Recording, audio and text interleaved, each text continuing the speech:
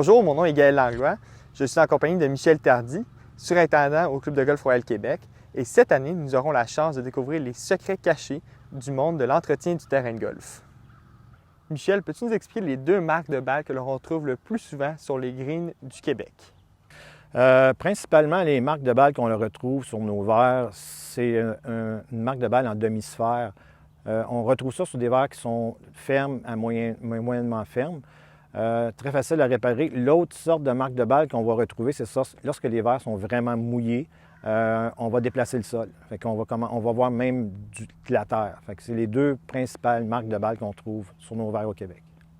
Donc maintenant, Michel, peux-tu nous expliquer comment bien réparer ces marques de balles sans abîmer le terrain? Donc, il y a deux sortes de marques de balles, deux façons différentes de les réparer. Celle en demi-sphère est vraiment simple. Tout ce qu'on fait, c'est avec notre réparateur de balles, on soulève le sol qui a été renfoncé et on finit avec notre putter pour replacer la surface.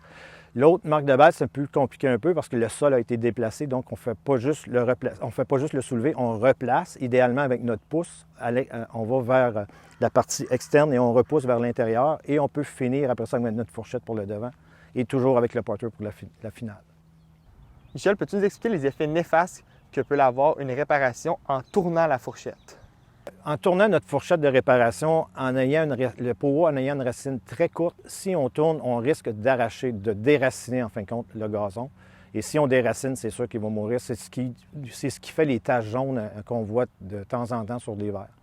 Je vous dirais que la marque de balle, lorsque le sol est déplacé, si vous ne la replacez pas, le lendemain matin, lorsqu'on va couper les verres, c'est sûr qu'on va abîmer, on va même ramasser le bout de sol qui a été déplacé. Donc, imaginez-vous un morceau de green qui est parti, qu'est-ce que ça peut causer comme dommage sur le verre.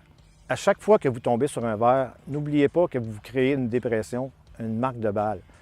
Que votre balle se retrouve à 15, 20, 30 ou 40 pieds de l'endroit où vous êtes tombé, vous avez créé une dépression. Surtout, n'oubliez pas d'aller la réparer. Et en plus de ça, si jamais vous ne trouvez pas votre marque de balle, vous allez sûrement trouver une de quelqu'un qui ne l'a pas réparée. Lors de notre prochaine chronique, Michel nous expliquera l'importance de bien replacer ses divots et l'effet que ça peut avoir sur un terrain à long terme.